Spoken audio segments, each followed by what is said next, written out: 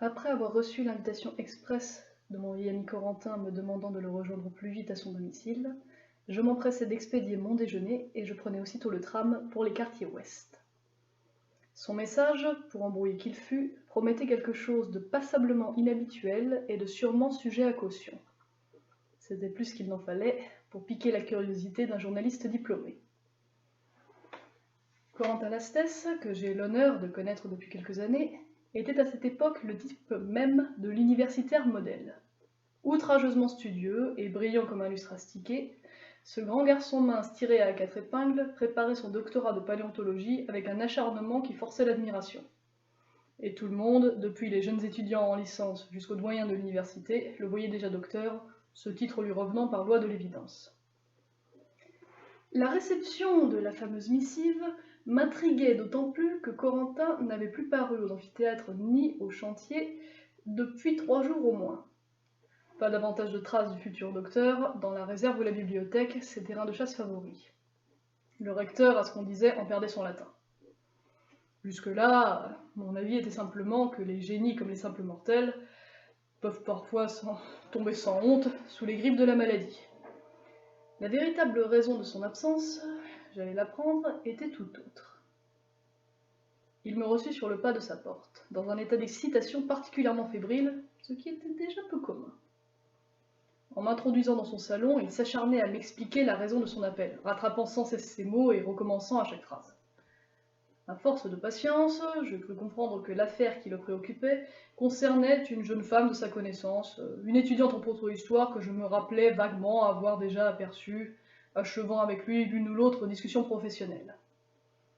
Mis à part quelques détails entreaperçus de loin, je n'avais pas grand souvenir de cette autre rate de bibliothèque. J'étais un peu déçu tout de même. Si la conversation devait concerner l'avenir sentimental de ce cher Corentin, je préférais couper court et le lui dis tout net. Il s'empressa de me détromper. Selon lui, il était arrivé quelque chose à la demoiselle, et c'était précisément la raison de sa profonde inquiétude.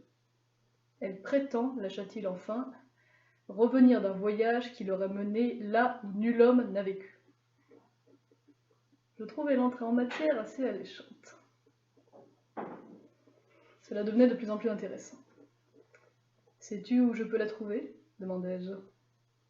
Il me désigna la porte et répondit « Elle est là, dans la chambre. Cela va faire 2 jours que ma sœur s'occupe d'elle. » « Elle sait que je suis là » C'est elle qui l'a demandé. À voir ses yeux inquiets et fatigués, lui se serait certainement bien passé de ma visite, ce qui me vexa quelque peu. Il m'ouvrit la porte et j'entrai dans la chambre. La pièce était plutôt petite, coquettement meublée, mais on devinait qu'elle avait dû subir un récent remue-ménage. Les rideaux étaient tirés à demi. Sur une chaise s'entassait un bric-à-brac qui semblait sortir d'une décharge d'Indien Givaro. Une odeur étrange et persistante imprégnait l'atmosphère confinée de la chambre. Sur le lit se tenait une jeune femme. Je l'avais encore aperçue la semaine passée, mais elle était à présent méconnaissable. Son visage montrait une forte maigreur. Chaque muscle de son corps paraissait saillir sous la peau. Une peau bronzée, tannée, brûlée presque. Elle portait un pyjama blanc, mais je remarquai que sa figure et ses mains, croisées à la hauteur du diaphragme, étaient couvertes de plaies et de coupures, refermées pour la majorité. Tous les ongles de ses doigts étaient sombres et cassés. Ses cheveux longs, épais et drus, très mal coupés, plus arrachés que coupés d'ailleurs, tombaient très bas dans son dos. Quand j'entrai, elle montrait encore un visage impassible. Mais quelque chose dans son expression me frappa. Quoiqu'ils fussent mi-clos, l'étincelle qui brûlait dans ses yeux possédait un feu assez extraordinaire et une fixité quelque peu dérangeante. Je remarquai par la suite que le bruit le plus léger qui pouvait survenir, que ce soit le grincement d'une chaise, le flottement du rideau ou une vitre crissant sous l'effet du vent, suffisait à provoquer chez elle un tic rapide qui plissait le coin de son œil et affolait un instant sa prunelle de feu. Avant que j'eus le temps de dire quoi que ce soit, elle se redressa un peu et me salua d'une voix étrangement impersonnelle. « Bonsoir, monsieur Cavano. Me reconnaissez-vous » Comme j'acquiesçais, elle poursuivit. « Corentin vous a-t-il déjà tout raconté » Je répondis avec toute la prudence dont j'étais capable qu'il ne m'avait pas encore dit grand-chose, mais que selon lui, elle prétendait avoir fait un voyage peu commun. peu commun. Elle se redressa brusquement et me fixa de ses yeux étranges. Trouveriez-vous commun, monsieur Cavano, un voyage qui m'a fait franchir 120 millions d'années? J'échangeai avec Corentin un regard consterné, puis, résigné à jouer le jeu, je demandai doucement. Est-ce de ce voyage que vous désirez me parler? Et d'un court hochement de tête. Vous n'ignorez pas, ajoutai-je plus doucement encore, que je suis journaliste. Beaucoup de choses me sont sorties de la mémoire, mais cela, je ne l'ai pas encore oublié. Je me moque bien d'être cru ou pas. Je désire seulement raconter cette étrange aventure pendant qu'elle est encore bien présente à mon esprit. Et tant qu'elle a raconté, autant le faire auprès de quelqu'un qui aura le souci du détail. J'ai confiance en vous, monsieur Cavano. J'étais assez flatté, et de plus en plus intéressé par cette drôle de déclaration. D'autant plus en fait que malgré son aspect et son attitude étrange, la voix ferme de la jeune fille et le sérieux avec lequel elle avait prononcé cette phrase s'accordaient assez mal avec une quelconque divagation. Je m'assis sur une chaise.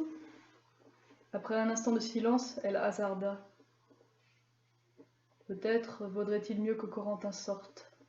J'aurais plus de mal à me concentrer si plusieurs personnes sont présentes. Corentin parut froissé, mais il fit profil bas et sortit de la chambre. D'un certain côté, je n'en étais pas fâché. Ce bavard scientifique aurait sûrement monopolisé la parole, quoi que son ami ait à dire. « Ne vous inquiétez pas, dit-elle, en me voyant suivre des yeux notre ami qui sortait. Mon histoire, il la connaît déjà. Voilà 2 jours qu'il ne me demande que précision sur précision. Je ne le remercierai jamais assez de son aide, c'est un ami véritable. Mais je ne peux lui en vouloir, c'est également un scientifique, et comme tel, il n'a à l'œil que l'intérêt scientifique de l'affaire. On n'échappe pas à sa propre nature. » Sa bouche se tordit en un simulacre de sourire. « J'espère, dit-elle, que vous êtes bien installé, car mon récit risque de prendre du temps. Je ne suis pas pressé. » Je sortis de ma poche mon petit indispensable et demandai « Cela vous dérange-t-il si j'utilise mon magnétophone? Fait-il du bruit? » Non. Promettez-moi de ne pas m'interrompre. Si jamais vous avez une question ou voulez demander une précision, contentez-vous, je vous prie, de me l'adresser par regard. Je comprendrai mieux. Mais de grâce, jurez-moi de ne rien dire. Je promis. Elle entra alors dans une sorte de transe, et refermant un peu ses yeux suraigus, elle commença son histoire incroyable.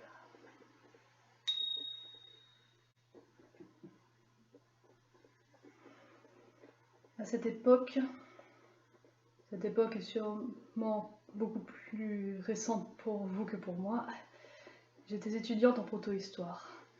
Cette période du temps qui succède à la mystérieuse disparition des grands lézards et voit arriver l'avènement des mammifères, et bien plus tard la séparation d'une branche primate qui mènera aux hominidés dont nous sommes. Période encore confuse aux yeux du monde scientifique, c'est un domaine incertain où tout reste encore à découvrir.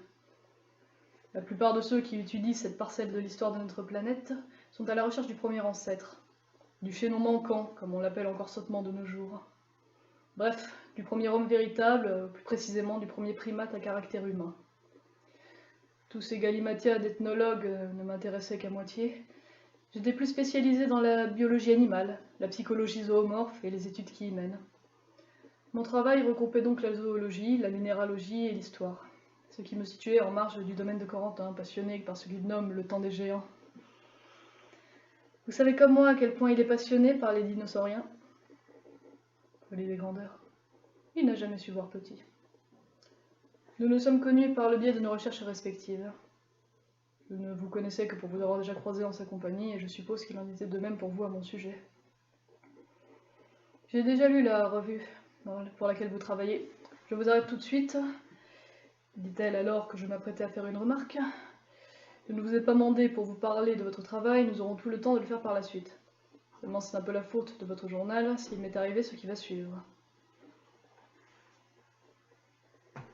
Peut-être vous souvenez-vous de cette annonce étrange qui avait paru en dernière page il y a quelque temps.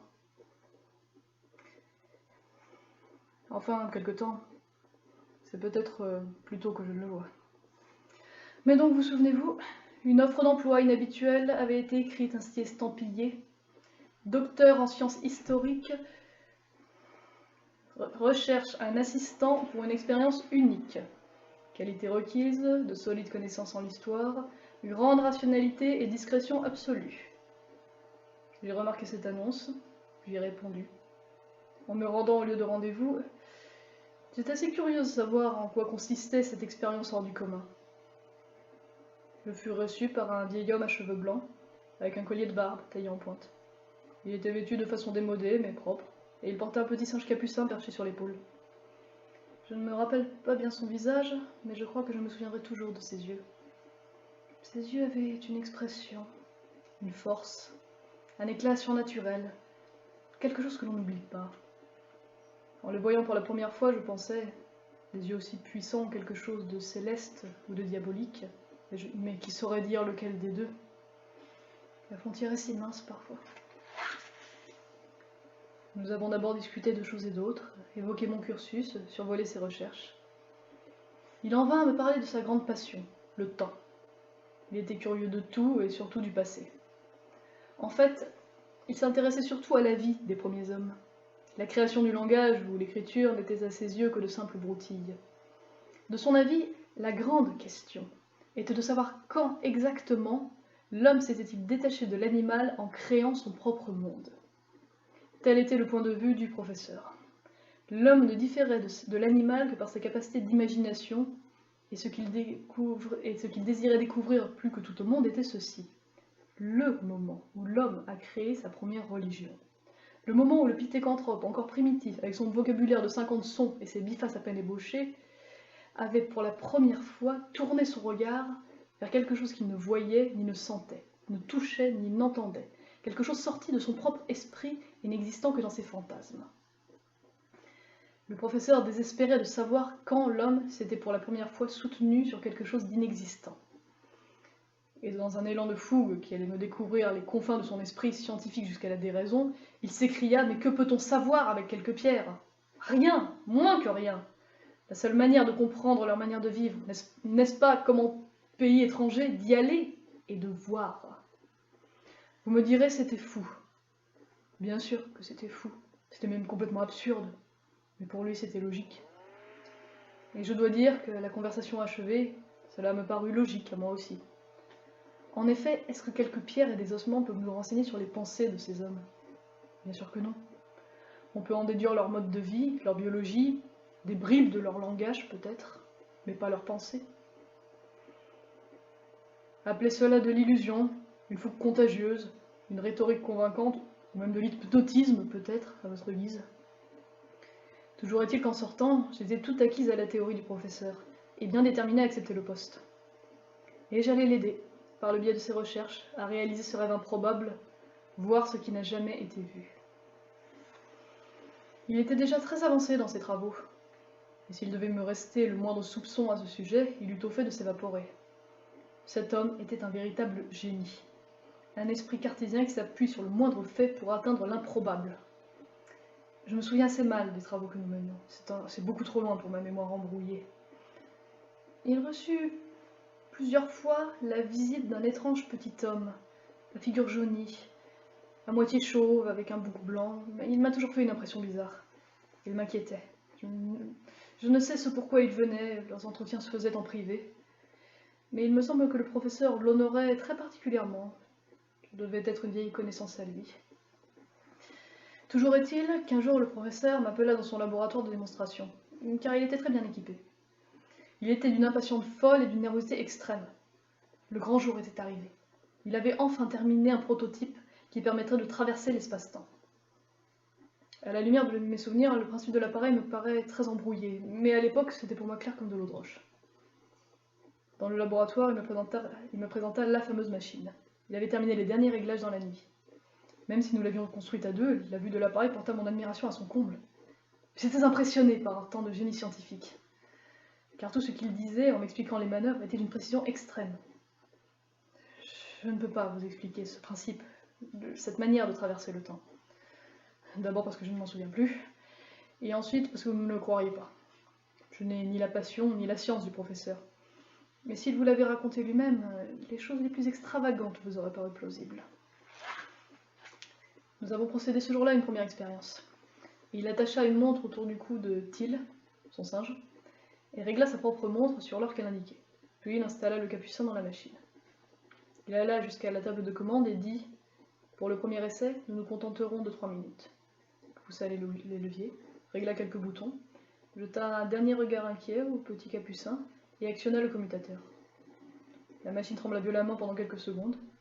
Il y eut une décharge, il y eut un grand bruit. Une fumée épaisse s'échappa de l'appareil et le singe disparut. Le professeur était fou de joie. En l'aidant à déplacer la machine, je demandai « Mais comment peut-on savoir si ça a réellement marché ou si Till n'a pas été simplement éparpillé ?» Ça, répondit-il, nous le saurons dans quelques secondes. Il eut un claquement de fouet et Till atterrit sur le parquet. Il secoua la tête, regarda autour de lui et retourna se percher sur l'épaule de son maître. Le professeur détacha la montre du cou de son singe et compara avec la sienne. Elle indiquait 3 minutes de retard, à la seconde près. Il avait réussi. Nous avons procédé à l'expérience suivante dès le lendemain. Et le second sujet, c'était moi. Le professeur était le seul à savoir lancer la machine. La veille au soir, il avait élaboré ce qu'il appelait un boîtier de retour, l'élément indispensable à un voyage plus long. Il allait me faire suivre le même chemin que Till et m'envoyer 3 minutes dans le futur. Je ne vous cache pas que j'étais assez inquiète. Avant qu'il actionne ses leviers, je lui demandai de me confier son boîtier. Je savais pertinemment que pour un voyage de quelques minutes, c'était loin d'être nécessaire, mais j'insistais, par acquis de conscience. Personne n'est à l'abri d'un faux contact, et je ne tenais pas à me retrouver bloqué dans une autre époque, ad vitam aeternam. Il me demanda de bien tenir le boîtier, de peur qu'il ne m'échappe des mains et se perde dans l'espace-temps. Il poussa les leviers, fit les réglages et actionna la machine. La même détonation s'en échappa et un flux d'électricité me traversa de part en part. Je fus immédiatement prise de terribles nausées, et un kaléidoscope de faisceaux lumineux m'obligea à fermer les yeux. Je fus projetée en avant et tombée sur le parquet. J'avais l'impression d'avoir fait 100 loopings sur un manège de fête foraine. « Eh bien ?» me demanda le professeur. « Cela s'est-il bien passé ?» Je me relevai péniblement et répondis « C'est absolument atroce. » Je titubai jusqu'au lavabo et je rendis mon déjeuner. Mais mon état vaseux ne changeait rien à l'exploit. Nos montres en étaient témoins, j'avais bel et bien fait un bond de 3 minutes dans le temps. Plus tard dans la journée, je lui demandai pourquoi il tenait tant au voyage de 3 minutes. Selon lui, il ne pouvait pas régler la machine sur l'heure de nos horloges, car les données en étaient trop vagues, pas assez précises et très aléatoires. Il avait donc entré les données des mouvements stellaires dans l'appareil et réglé ses voyages en fonction. Mais il utilisait entre autres beaucoup l'étoile de Sirius dans ses calculs. Mais si la course des astres était une précision bien supérieure à celle des montres, elle était trop complexe pour être calculée rapidement au-delà de 4 minutes. Dès qu'il dépassait cette limite, le voyageur courait le risque de se faire envoyer dans le temps et dans l'espace au hasard et au petit bonheur la chance, ce qui pouvait le conduire au cœur du Vésuve le jour de la chute de Pompéi, comme à la période précambrienne, où l'atmosphère terrestre était encore irrespirable, voire dans les abysses de la Tétis, ou plus simplement au milieu d'une guerre civile. Il ajouta heureusement que, étant donné son parfait désintérêt pour le futur et ses réglages basés entre autres sur la formation de notre planète, la machine était bloquée sur le passé et son champ d'action ne dépassait pas 4,5 milliards d'années avant notre ère. Ce qui, à mon goût, était déjà assez périlleux ainsi. Il n'utilisait le futur que dans ses expériences d'essai, évidemment, sans quoi il était difficile de vérifier si le voyage était concluant. Bientôt, nous programmions le premier voyage vers le passé. Je vous avoue que la perspective d'une excursion dans le temps, pour passionnante qu'elle soit, avait quelque chose d'assez inquiétant. Ne restait d'ailleurs que la perspective de remonter sur ce superlatif de montagne russe. Cela suffisait à me faire hésiter. Malheureusement, le professeur était le seul à connaître le fonctionnement de la machine. En attendant qu'il m'en apprenne le maniement, j'étais son exploratrice attitrée. Il fut décidé que je partirais pour la région de Solutré en moins 18 000 avant notre ère, c'est-à-dire il y a environ 20 000 ans. Ma mission n'aurait consisté qu'en un simple repérage géographique. Nous n'avions pas encore l'intention d'entrer directement en contact avec les Homo sapiens locaux. Il me demandait simplement de me rendre au lieu équivalent à l'actuel charnier de Solutré, afin d'y vérifier si les prétentions des paléontologues à son sujet étaient fondées. Je vous rappelle en matière de parenthèse que le fond des falaises de Solutré fut une véritable manne archéologique, étant donné les monceaux d'ossements animaux qui y furent retrouvés. L'hypothèse la plus probable étant que les chasseurs affolaient les troupeaux sur les hauteurs pour les précipiter du haut des falaises. Ensuite, ils n'avaient plus qu'à descendre et dépecer le gibier sur place. Bref. Le professeur me demandait seulement d'aller me rendre compte de la configuration du site, regarder s'il y a effectivement trace de chasse à traque, et revenir immédiatement. La mission ne durait alors pas plus de 10 minutes effectives.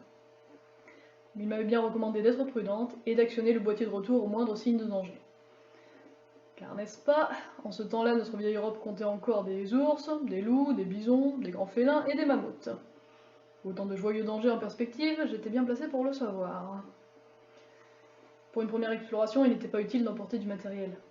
Si le sujet devait nécessiter quelques approfondissements, on verrait plus tard. Une fois les données rentrées dans l'appareil, on pourrait toujours y retourner si besoin était. Pendant 2 jours, je me documentais sur cette période afin de me tenir paré à toute éventualité. Pendant ce temps, le professeur élaborait ses calculs. Nous passâmes 2 jours, dans le silence de la bibliothèque, à travailler, sous l'œil indifférent du singe.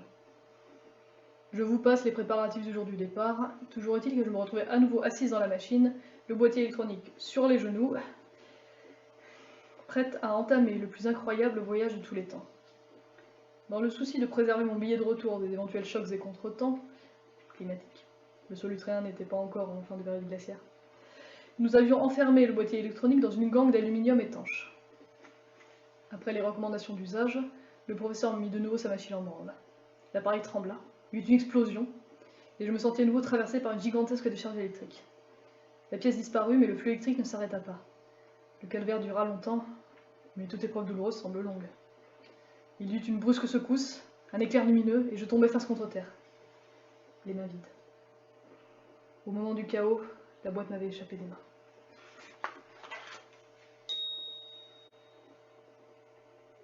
Je restai quelques minutes sans bouger, trop vaseuse pour m'apercevoir de la gravité de ma situation.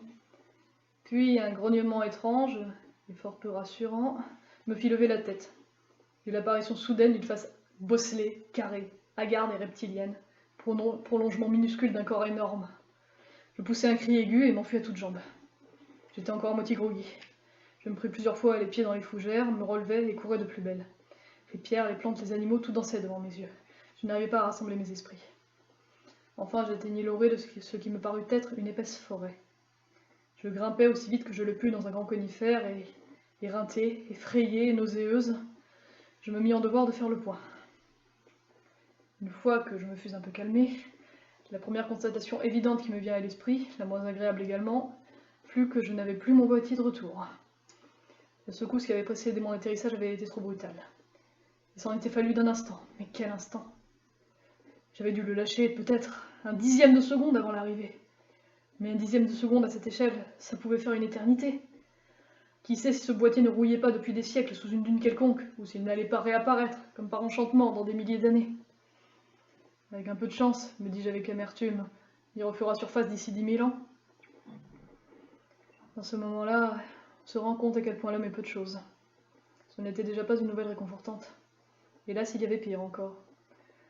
Au vu de la végétation qui m'environnait, des rumeurs bestiales qui se faisaient entendre par moments, de la faune qui passait sous mon arbre, et de ce pauvre ankylosaure qui s'était chargé de présider le comité d'accueil, il devenait incontestable que je n'étais pas au Solutréen. Le vieux fou s'était trompé dans ses calculs. Ou alors la machine avait eu une avarie, dans les 2 cas j'étais bloqué, à des millions d'années de mon point d'arrivée. J'épuisais tout le répertoire de jurons que m'inspirait le désespoir, et j'essayais de me ressaisir. Je ne pouvais raisonnablement pas rester perché là-haut jusqu'à l'apparition des australopithèques. J'essayais d'abord de me souvenir des leçons de Corentin, dans l'espoir vague de deviner à quelle époque je pouvais me trouver. Pour ne pas perdre la tête, le plus simple est de l'occuper. Et cela pouvait m'être utile. La présence de l'ankylosaure me situait au Mésozoïque, ce qui n'était pas non plus une bonne nouvelle, étant donné le nombre de sauriens géants fort expansif à cette période. J'essayais de me rassurer en me disant qu'il n'y avait jamais eu de tyrannosaure en Europe, mais l'angoisse continuait de me serrer les entrailles et me faisait échafauder les prétentions les plus absurdes. Je finissais par me demander d'ailleurs si j'étais bien toujours en Europe, l'Europe n'existant pas encore au début du Crétacé. Il était manifeste que je me situais au début, voire vers la fin. Un problème de nature purement matérielle m'arrêta dans mes spéculations. Comment survivre? Comment survivre là où aucun homme n'avait vécu?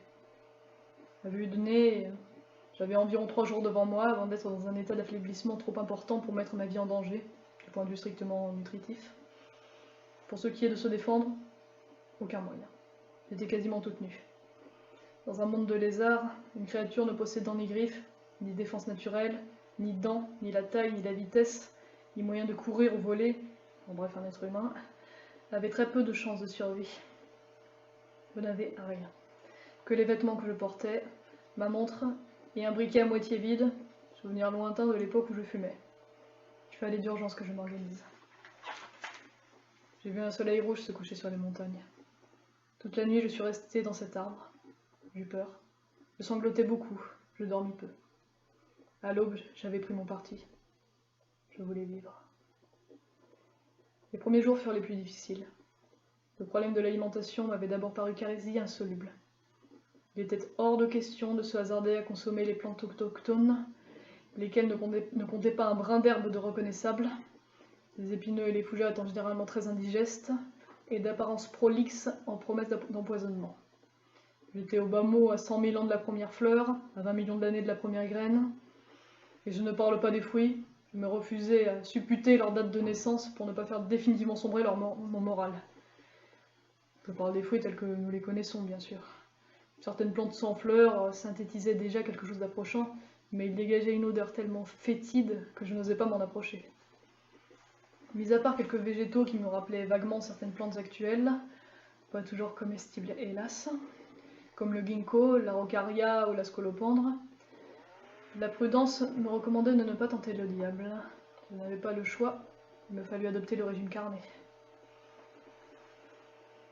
Avec le recul, j'ai l'impression d'avoir reproduit en quelques semaines l'évolution technique de nos ancêtres sur leurs premiers millions d'années. Dans les premiers temps, je me nourrissais de petits animaux que je chassais à coups de pierre. J'avais peur de quitter la protection de la forêt, de craindre des sauriens géants qui devaient inévitablement zoner à l'extérieur. Au début, je passais presque tout mon temps perché dans les arbres, car les épaisseurs des cils ont aussi leurs prédateurs. Mes premières chasses étaient très pataudes, pour ne pas dire littéralement primitives. Je me contentais de ramasser des cailloux et de les lancer. Mais les petits reptiles avaient la vitesse pour eux et je les manquais souvent. Quand j'en attrapais un, je l'achevais d'un coup de pierre s'il vivait encore. Je montais dans l'arbre le plus proche et je mangeais tout cru. J'avais peur du sol. J'étais trop vulnérable. Il rôdait dans cette forêt quelques carnivores de petite taille, déjà suffisamment grands à mon goût. Un bipède notamment, un peu plus grand que moi, possédant de volumineux ergots et une crête sur le front. D'après Corentin, il devait s'agir d'un ornitholestes, même si cela ne cadre pas avec les hypothèses de datation que j'échafaudais plus tard. Je le voyais souvent traquer à la course de jeunes animaux qu'il dévorait sur place. J'ai bien failli plusieurs fois me lui servir de repas et je n'ai dû mon salut qu'à une fuite arboricole précipitée. L'eau, heureusement, ne fut pas un problème. La forêt était traversée par quantité de petits ruisseaux. Je n'avais pas à me soucier de savoir si c'était ou non de l'eau potable.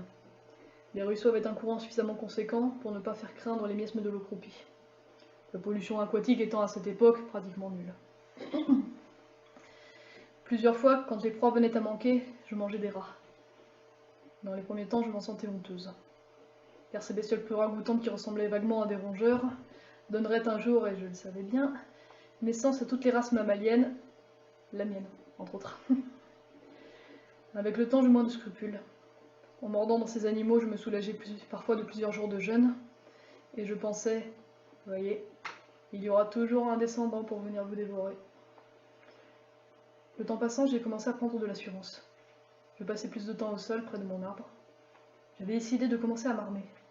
La fuite ne pouvait pas être éternellement mon seul recours, surtout quand les 9/10 des espèces étaient plus rapides que moi.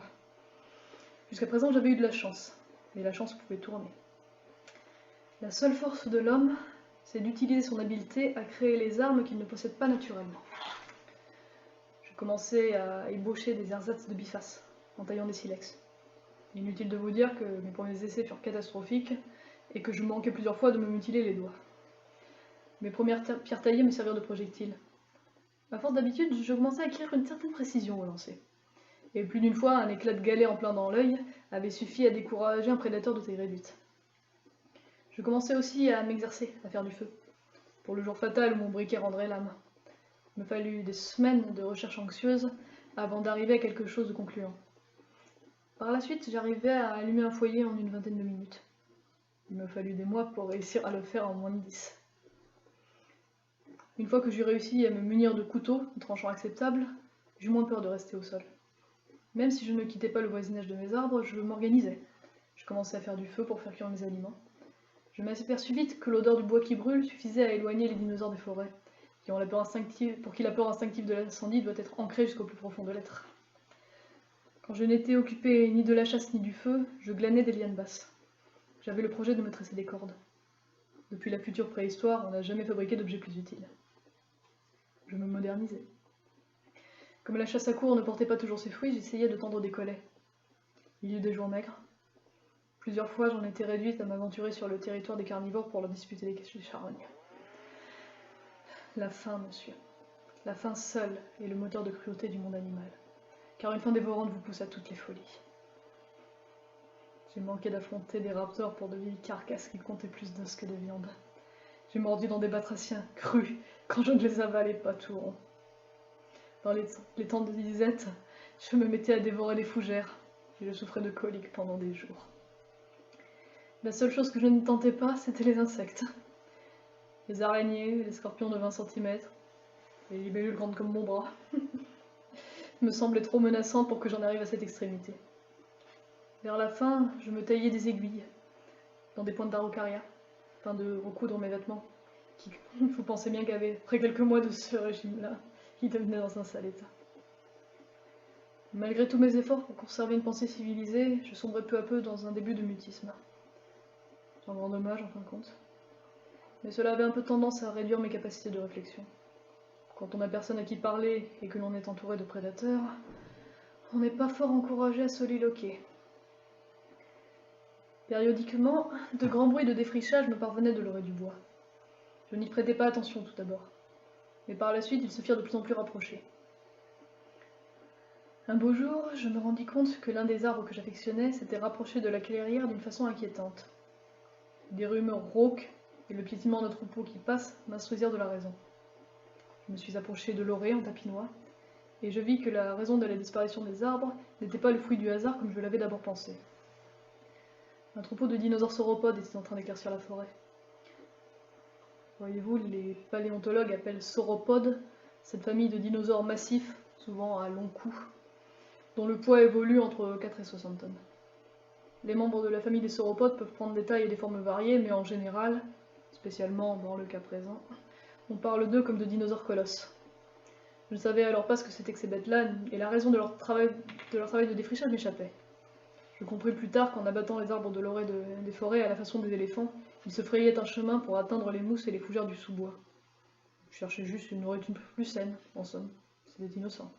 Mais dans l'instant présent, ces titans massacraient mon écosystème.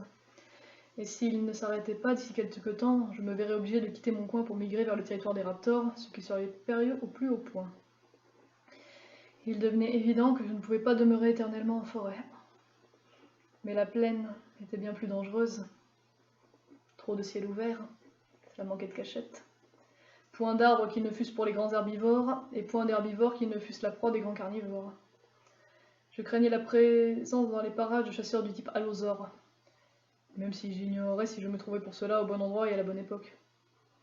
Mais je savais de source sûre, pour avoir déjà vu un squelette au Muséum d'Histoire Naturelle, que la plus petite des espèces d'allosaures frisait les 4 mètres sur 2 pattes. Ce qui pouvait me donner quelques angoisses au sujet des autres, sans compter les raptors, qui peuvent développer leur pleine vitesse en terrain découvert.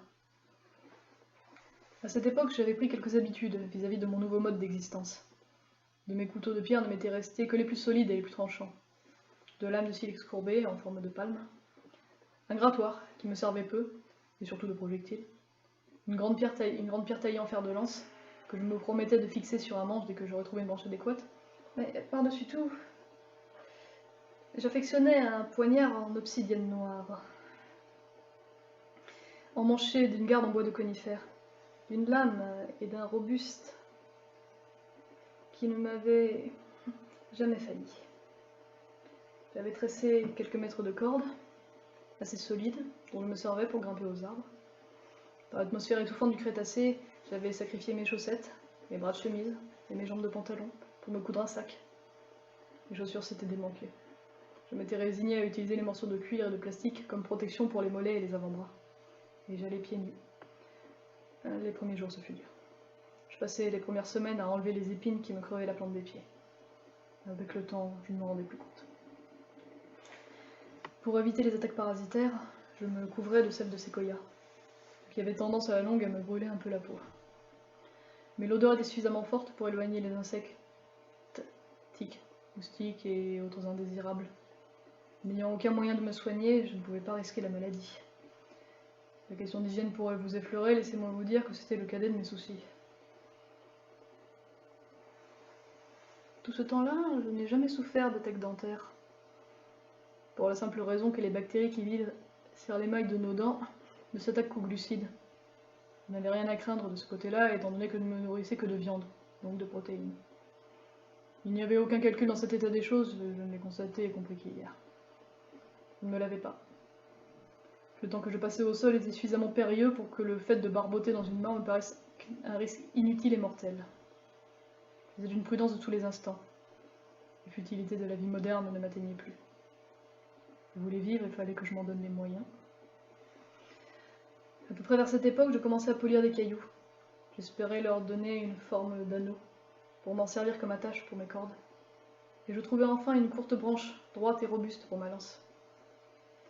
Je la taillais un peu pour l'égaliser, je la passais au feu pour la rendre plus dure, et une fois la pierre solidement fixée, j'eus enfin l'impression d'être armé pour me défendre. Moins de 10 jours plus tard, les troupeaux étaient de retour. Je décidai de partir pour la plaine.